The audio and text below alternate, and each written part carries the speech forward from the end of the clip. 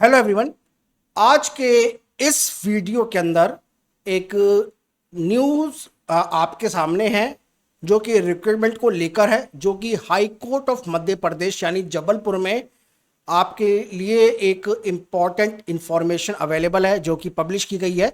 तो यहाँ पर जो है डेटा प्रोसेसिंग असिस्टेंट एग्जामिनेशन 2023 जो है इसके बारे में मैं आपको आज के इस वीडियो में डिटेल में बताऊंगा।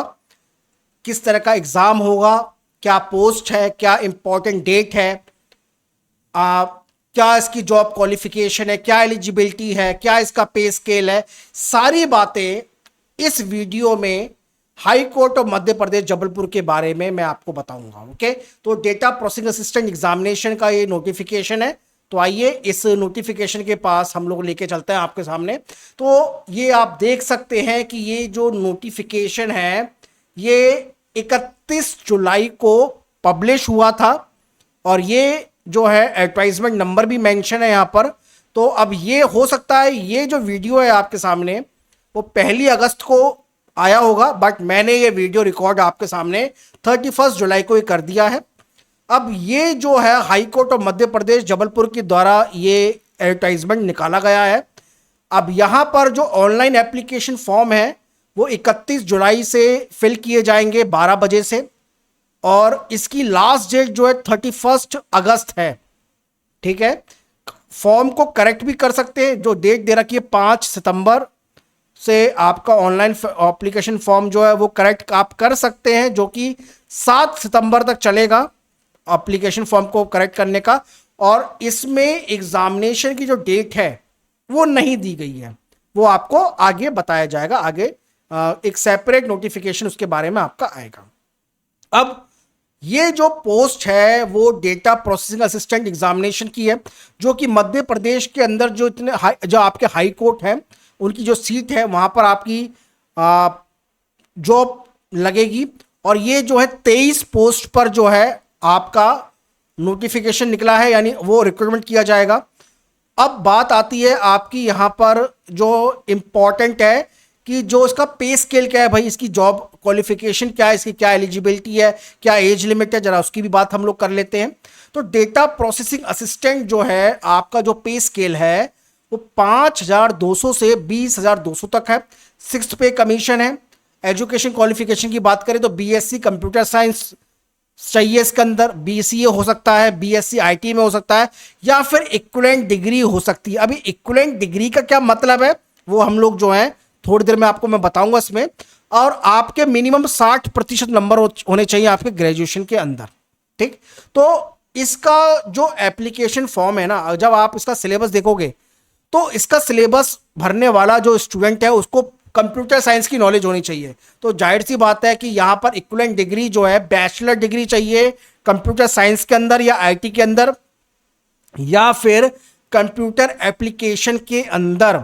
अब यहाँ पर इक्विवेलेंट डिग्री वाले जो हैं ग्रेजुएशन डिग्री वाले हो सकते हैं। अब यहाँ पर जो है हो सकता है कि बीटेक वाले जो स्टूडेंट हैं वो भी फिल करें, क्योंकि भाई उनकी भी ग्रेजुएशन डिग्री होती है ना। तो कुल मिलाकर यहाँ पर जो है ग्रेजुएशन डिग्री वाले फॉर्म फिल कर सकते हैं, बट उनकी जो डिग्री है कंप्यूटर साइंस में होनी चाहिए, आईटी में होनी चाहिए, या फिर कंप्यूटर एप्लीकेशन होनी चाहिए। एमसीए वाले भी शायद इसको फिल कर पाएंगे, क्योंकि यहाँ पर ये मिनिमम डिग्री दे रखी है। अब इसमें क्या है ना, एक और इसमें इंपॉर्टेंट इंफॉर्मेशन है कि इसमें वर्क एक्सपीरियंस चाहिए। कितने साल का? 3 साल का वर्क एक्सपीरियंस होना चाहिए, जिसमें नॉलेज होनी चाहिए ऑपरेटिंग सिस्टम की और ऑफिस की। ठीक है, ऑफिस एप्लीकेशन की। ऑफिस एप्लीकेशन सूट का सबसे बेस्ट एग्जांपल है आपका एमएस ऑफिस। ठीक, तो अब मुझे पता है कि एक्सपीरियंस देख के ना इसमें यहाँ पर 90% लोग जो है ना इस फॉर्म को फिल नहीं कर पाएंगे, क्योंकि अधिकतर जो स्टूडेंट्स हैं हमारे चैनल पर वो भाई अभी जॉब की तैयारी कर रहे हैं या फिर कहीं पर लग गए हैं, तो वो कहीं ना कहीं सीपीसीटी से जुड़े हुए हैं। तो इस तरीके से जो है एक्सपीरियंस जो है उनको होना चाहिए। पर गवर्नमेंट जॉब है भाई, बहुत अच्छी है। और यहाँ पर इसको अगर जिनके पास भी एक्सपीरियंस है, मैं तो कहता हूँ फॉर्म को फिल पक्का करें। एज लिमिट 18 से 35 साल होनी चाहिए। एज लिमिट जो आपकी नापी जाएगी वो 1 जनवरी 2023 से नापी जाएगी। मतलब मेजर की जाएगी। अब बात आती है कि देखो इसका पूरा जो पीडीएफ है ना नोटिफिकेशन का, वो हम लोग जो है टेलीग्राम चैनल पर अपलोड कर देंगे, आप वहां से इसको निकाल लेना, डाउनलोड कर लेना। व्हाट्सएप नंबर आपको पता ही है हमारा, ठीक है, नहीं पता कोई बात नहीं, आप सारी इंफॉर्मेशन जो है टेलीग्राम से हमसे पूछ सकते हैं, आप आपको पूरा टेलीग्राम पे पूरी इंफॉर्मेशन बता देंगे।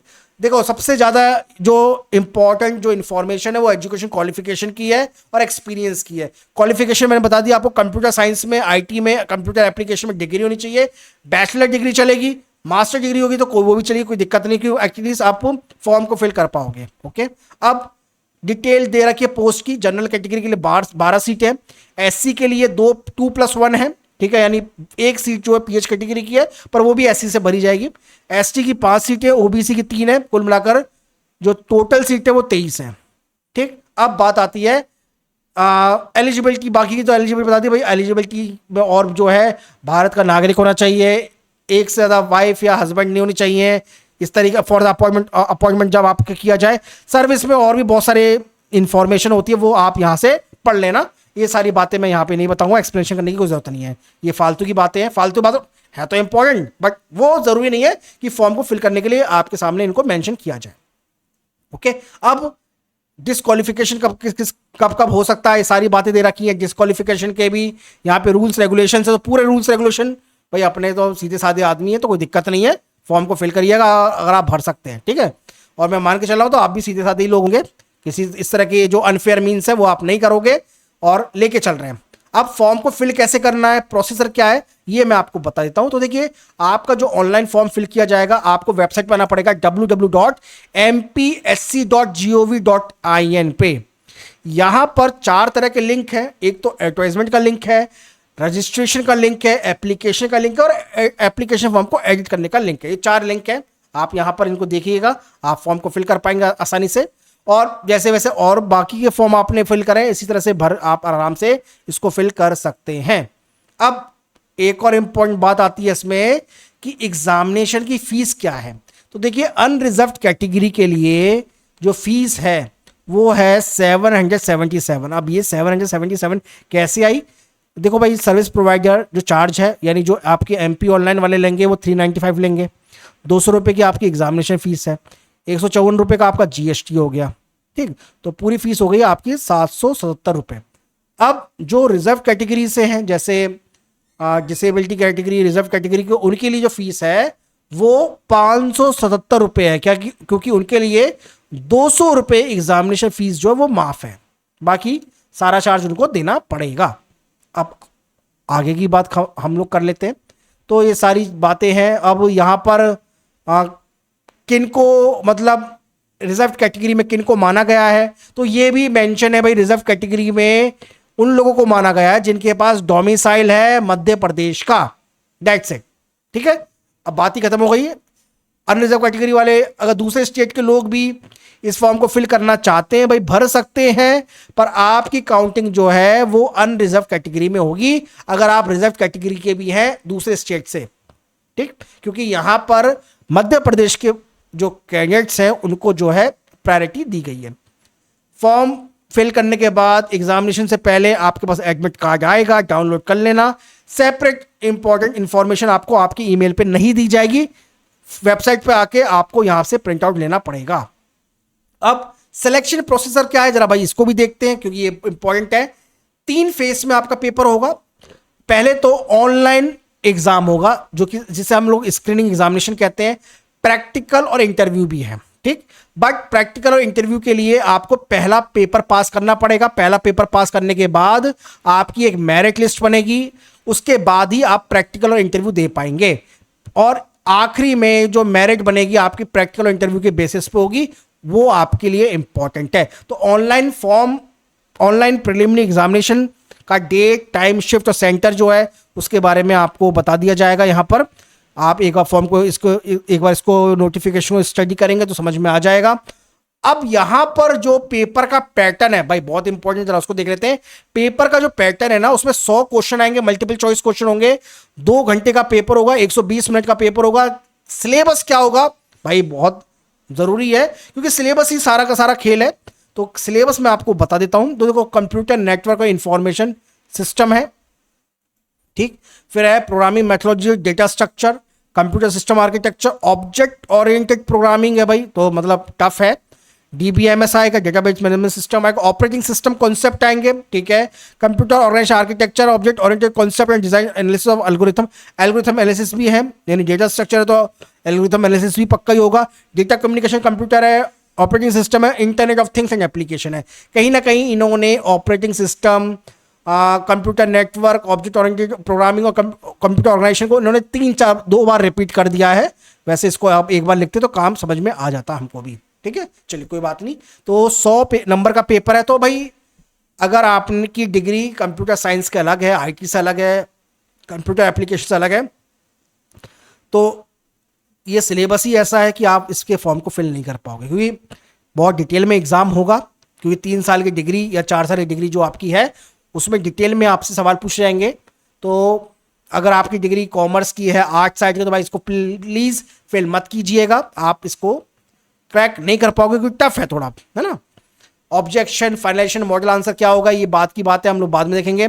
अब हम आते हैं कि जब आपका ऑनलाइन का प्रिलिमिनरी एग्जामिनेशन का रिजल्ट आउट हो जाएगा तो जो स्टूडेंट हैं वो आपके जो है प्रैक्टिकल और इंटरव्यू के लिए एलिजिबल होंगे। तो 1/3 में उनका रेशो जो होगा, यानी एक पोस्ट के लिए 3 लोगों को आमंत्रित किया जाएगा प्रैक्टिकल के लिए, इंटरव्यू के लिए। मिनिमम मार्क्स 60% होने चाहिए ओबीसी और रिजर्व कैटेगरी अनरिजर्व वालों की, और 55% जो है एससी एसटी के होने चाहिए।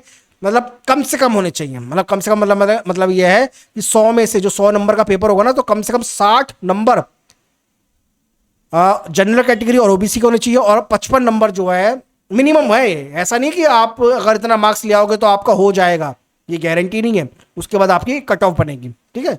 तो इतने मिनिमम मार्क्स चाहिए।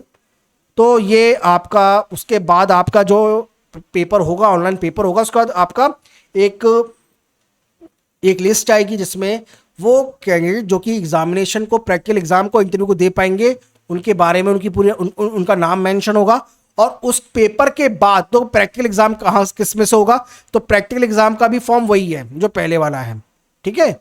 और ये प्रैक्टिकल का एग्जाम जो है, इसे जो है आपको 2 फोटोग्राफ लेके आपको अपने कॉन्टैक्ट नंबर के साथ जो अटैच करके लेके आना है, और आपको पर्टिकुलर जहां पे जो आपका एग्जामिनेशन सेंटर होगा वहां पे आपको भेजा जाएगा। आप वहां पे जाएंगे, पेपर को देकर आएंगे, ठीक है। तो बाकी की बातें हम लोग बाद में करेंगे इसमें, क्योंकि सिलेबस प्रैक्टिकल का भी वही होगा जो प्रीलिमिनरी का है। तो ये आपका 30 नंबर का प्रैक्टिकल होगा और 30 ही नंबर का इंटरव्यू होगा, ठीक। तो 60 नंबर का ये जो है, इसके बेसिस पे फिर आपका फाइनल रिजल्ट आएगा, ठीक है। तो ये आपका देखो कि फाइनल रिजल्ट जो है आपका, जो है आपके प्रैक्टिकल और एग्जामिनेशन इंटरव्यू वाले जो है इसके बेसिस पर होगा, ठीक। तो ये कम से कम 40% मार्क्स इसमें होने चाहिए आपके। तो इस तरीके से पूरी बातें यहाँ पर मेंशन है। तो आई होप आपको ये पूरी बातें समझ में आ गई होंगी। बाकी की जो बातें हैं यहाँ पे उनको बात करने का, डिस्कस करने का कोई मतलब नहीं बनता, ठीक है। तो ये आपका एक जो फॉर्म के बारे में था, उसके बारे में पूरी इंफॉर्मेशन जो है मैंने यहाँ पर आपको दे दी है। आप एक बार इसका जो PDF है हम लोग टेलीग्राम चैनल पर अपलोड कर देंगे, वहाँ पर डिटेल में एक बार आप इसको देख लेना। तो आई होप आपको ये वीडियो पसंद आएगा। भी पसंद आए तो लाइक करिएगा, शेयर करिएगा। लाइक करेंगे, शेयर करेंगे, हम और भी अच्छे अच्छे वीडियो जो है आपके सामने लेकर आएंगे। तो आपसे हम लोग जो है इसका कोर्स हम लोग कोशिश करेंगे कि हम इसको लॉन्च करें, और इसके बारे में जो पूरी इंफॉर्मेशन है कोर्स के बारे में हम लोग जो है समय समय पर आपको टेलीग्राम चैनल पर देते रहेंगे, ओके। तो भाई मिलते हैं आपसे, आज का वीडियो यहीं पे ख़त्म करते हैं। पहले तो मिलते हैं आपसे एक और इम्पोर्टेंट वीडियो में। Thank you.